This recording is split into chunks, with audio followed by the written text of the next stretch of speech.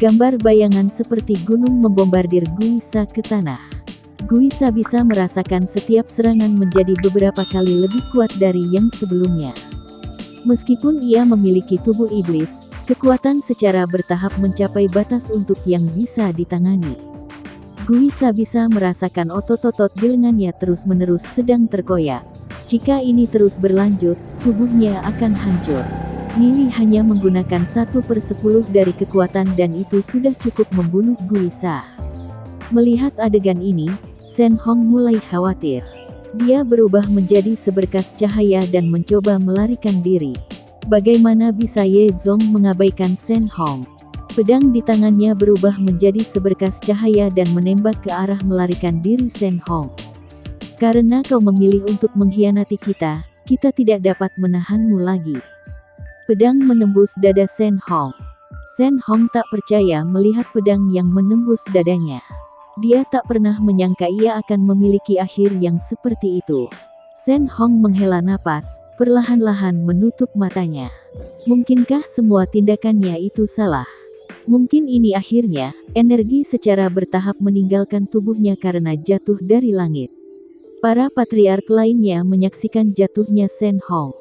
Hanya Guisa yang tersisa, yang penuh dengan rasa sakit terkena serangan.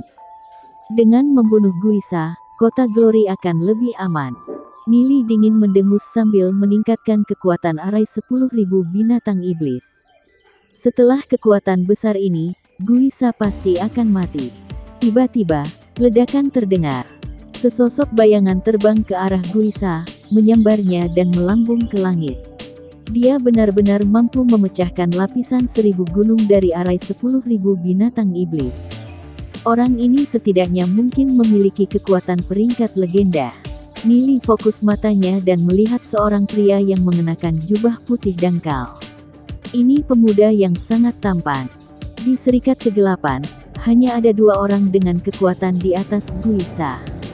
Dia tak pernah berpikir bahwa satu yang lainnya akan muncul.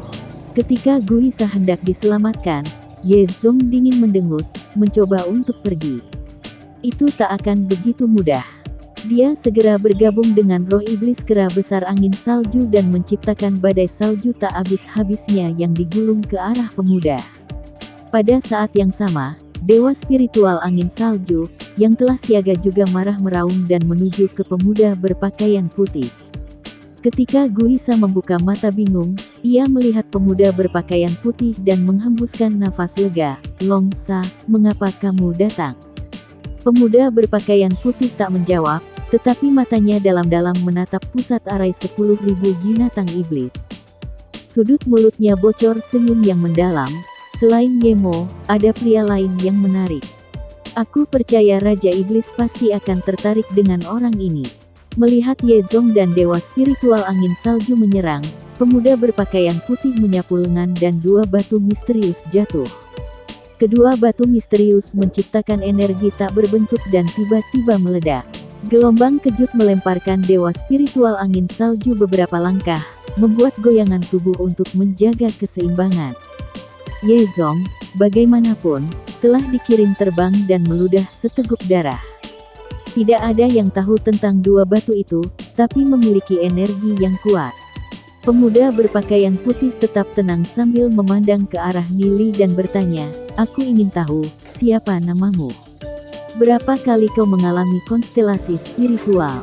"Dalam pengalamanku, tak ada kebutuhan untuk berpegang teguh pada pertempuran ini.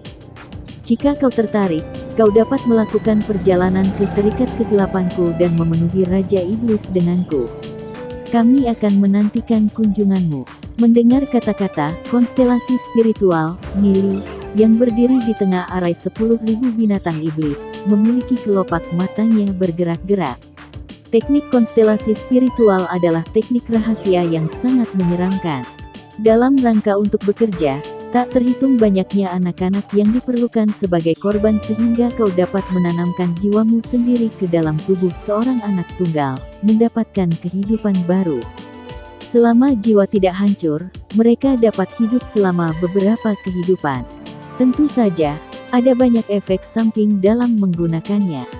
Jiwa akan menderita rasa sakit terbakar dan tubuh baru akan rusak dengan sangat cepat. Sejak anak seperti Nili memiliki pengetahuan yang tak terbayangkan dan mampu meletakkan arai besar seperti arai 10.000 binatang iblis, dalam pandangan pemuda berpakaian putih ini, dia pasti menggunakan teknik konstelasi spiritual, jika tidak ia tak akan mampu mencapai begitu banyak. Namun, apa yang dia tidak tahu adalah Nili kembali hidup karena buku roh iblis duniawi, bukan karena teknik rahasia konstelasi spiritual. Pemimpin berturut-turut Serikat Kegelapan telah menyatakan diri sebagai Raja Iblis. Mungkinkah Raja Iblis juga menggunakan teknik konstelasi spiritual? Pemuda berpakaian putih pasti menjadi nomor 2 dari Serikat Kegelapan, Longsa. Nili pasti tidak bisa membiarkannya pergi, jika tidak tak akan ada akhir untuk masalah ini. Kekuatan pemuda berpakaian putih ini setidaknya pasti mencapai peringkat legenda. Ingin ngobrol denganku? Yakin. Namun, kau harus menangani salah satu seranganku untuk melihat apakah kau memenuhi syarat. Nili dengan tenang berkata sambil cepat memulai arai 10.000 binatang iblis. Dia tidak terburu-buru saat ini, sehingga dia akan mendorong kekuatan arai 10.000 binatang iblis ke maksimal.